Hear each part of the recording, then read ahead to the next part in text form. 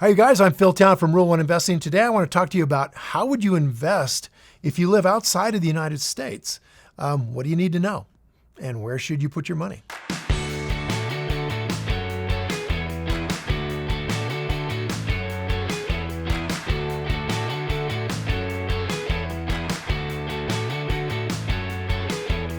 So the U.S. stock market is a gigantic stock market, best known stock market in the world, but it's certainly not the only one available. And really, you've got to understand there's stock markets in countries all over the world. There's probably stock markets in your country right now if you don't live in the United States. And they range really dramatically in size and what kind of volatilities in these companies are in the market, and also how much you know about these companies from the market rules. And a question that I get commonly from people who live outside the United States is whether or not the principles of Rule 1 still apply in their own country. And the short answer is absolutely yes. Rule 1 investing just means investing, understanding the business that you're in, making sure that the business has some sort of protective, durable moat, making sure you're understanding who's managing the business and that they have integrity, and finally understanding the value of the business. Those principles right there would apply to a real estate investment in Dubai. They would apply to purchasing a delicatessen in Vancouver. They would apply to buying stocks in South Korea. So it doesn't matter. These principles apply to every kind of business you're going to invest in. Now, there are some very important things to keep in mind when you're an investor who lives outside the United States. But before I get into those things, just make sure you click the subscribe button here and the bell icon in order to get notifications when I release new videos. Now, it's pretty important to understand that first principle that Charlie Munger talks about all the time in investing, which is you invest in what you already understand. Invest in what you know. Keep your investing limited to a circle of competence that you feel good about, and stay away from the edges of that circle. So investing in what we understand means that you're going to buy businesses, right? You're not buying stocks. You're not buying real estate. You're not buying a farm. You're buying a business. In every one of these instances, you're buying a business. And that means you need to understand the business operations that are going on there, which means you need to understand the markets that those businesses are operating in. Now, that is really pretty straightforward. If you live in the United States, there's a lot of companies here. There's 3,500 companies in the US markets alone that you can invest in, covering a large range of businesses. But if you live outside the United States, what about then? Let's take, for example, a South Korean investor, okay? They've lived their whole life in Korea, and they understand Korean companies very, very well. These are the companies that they're consuming the products of in the Korean market. And true, the Korean market itself is more volatile than the US stock market. There's a lot smaller number of companies, and there are a lot smaller companies. But still, you might be better served as a South Korean investor to invest in those companies than trying to choose a company in the US market that you're not familiar with. Now, of course, if you are, a lot of people living in countries all around the world love to invest in the US market for a couple of really good reasons. One is that the companies that are in the US are often international companies and are as present in South Korea, for example, as anywhere in America, right? Coca-Cola is there. I mean, just a simple example, Apple Computer is there. So you know those products just as well as any US investor. And the fact is that you can make a comfortable decision about that company as a consumer as well in South Korea as you could in the US. Now, the second thing that makes it really powerful about investing in US companies is that we have extremely strong rules about what these companies can disclose to you, when they can disclose it. The fact is they have to disclose information to you as an investor at the same time that they give it to anybody else. So we have real strong rules, and they're very strongly enforced by the Securities Exchange Commission in the US about what's disclosed when, so that insiders don't have an advantage in the US market that they do often in many other markets around the world. The other thing that we have for disclosures is accounting disclosures, and the US market rules are very, very strong about full disclosure for accounting, meaning there aren't two sets of books, or like in China, sometimes three sets of books that you have. In the US, there's one set of books, and they enforce these rules very, very strongly in the US. And that makes the US market a market that investors can trust as much as any market in the world, maybe more than many of the markets in the world.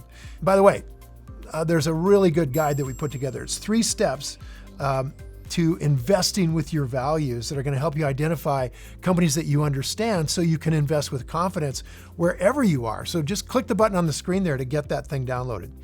Now, there's one more reason to trust investing in the U.S. market that I think is pretty important, that will reflect in other markets that we look at as well.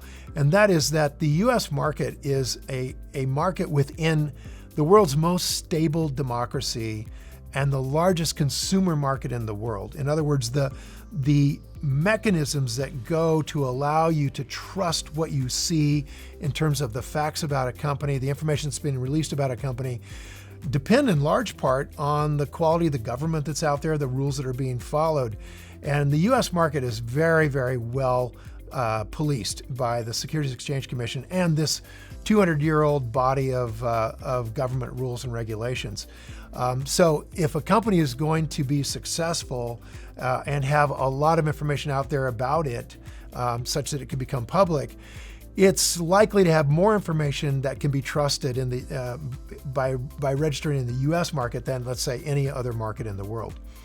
Now, the U.S. market doesn't mean it, as wonderful as it is, that it doesn't have ups and downs. It does. It fluctuates as much as 50 or 60% up and down, and has had, during the Great Depression, as much as a 90% drop in the market. So certainly we have a market that's as volatile out there as other markets. But there are a lot fewer risk problems, a lot fewer issues of risk in the U.S. than there are in other markets. So for example, if we're looking at the South Korean market, the things you really want to look at, and this isn't to denigrate the South Korean market at all, this would apply to Argentina, Brazil, this would apply everywhere, Germany. So you're going to be looking into the market and you're going to try to understand how true is the accounting information that I'm getting on this company. How often do I get that kind of information? Sometimes you only get it once a year and you don't necessarily get data that's true. If the companies aren't policed carefully by the securities administrators in that country, then you've got to worry about the quality of the data. Also, does this market penalize inside traders? There are markets like in Australia or New Zealand where insiders can have an enormous early advantage in purchasing or selling a company that you won't get as a private investor out there. Another one of the reasons that people like to invest in the U.S. market. So let's say you decide, oh, and by the way, we were talking about volatility a minute ago. Volatility in the U.S. market is pretty substantial anyway, right? But holy smokes, the volatility that you can see in some of the third world markets is extreme. I mean, you can be in a third world market, like let's say Argentina, investing in a company and wake up one day and they've devalued the currency. So it can be a real shocker about how much those external forces can affect the volatility of a third world market. So how do we apply Rule 1 investing to investing in these, let's say, other stock markets outside the U.S.? First off, you're going to need to buy a company that you understand. So that's goes without saying. We do that in any markets we're at. So you make sure that the company has a good solid moat that is a durable competitive advantage. Don't forget that very important principle. Make sure that you understand the integrity, the competency, the talent of the management team. And finally, that you can project far enough in the future about this company that you can make a pretty good prediction about its value today, or that you can at least project far enough into the future that you know it's going to be more productive in the future than it is today. Those are the critical things to avoid losing money in any market. And they apply no matter what company you're buying. They apply no matter where it's located. And you can apply those principles doing any kind of investment. Remember, you can apply it to buying that house right down the street.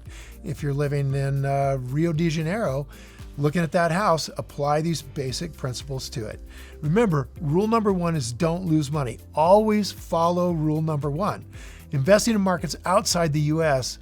certainly requires a degree of caution relative to these things we've been talking about, but the key to success remains the same. And if you live outside the United States and you're far more familiar with your local companies than you are U.S. companies, you've got some fantastic opportunities there because of the volatility in that market. In fact, there are very good investors right now, like Monesh Pabrai, for example, who does not own a single stock in the U.S. market. Monesh lives in the United States and he's investing outside the US because he finds the opportunities there to be much, much greater because of the volatility in those markets. The stocks are moving up and down a lot more. He gets an opportunity when they're way down. In fact, one of my good friends is on his way to Turkey next week to take a look at investing in the Turkish stock market just because they're going through this enormous devaluation of the lira. So I'll tell you what, it's a real opportunity out there if you really have your principles of Rule 1 investing down solid. Do I understand this business and the market that it's in? Does it have a durable competitive advantage? Gotta have that. Do I know who's managing it? Man, outside the US, heck, inside the US, you've got to worry about who's running this business because they can take you down. So make sure you've got a real good beat on the people who are running that company, that they have integrity and that they're talented. And finally, make sure you understand the business well enough that you can put a value on it and make sure you're buying it on sale. So if you like these principles, you guys, let's have a little commentary here. If you live outside the US, do you find the Rule 1 principles usable in your local market? Leave a comment below with your answer and I'll be sure to follow up with you. And thanks for watching, you guys. Now go play. You guys, if you enjoyed this video and you feel it was valuable for teaching you more about investing outside the US, hit the like button and please share this video with your friends. And if you want more investing content, subscribe to my channel. We just pile it in there. And don't forget to click the button on the screen for a free gift. So thanks again for watching.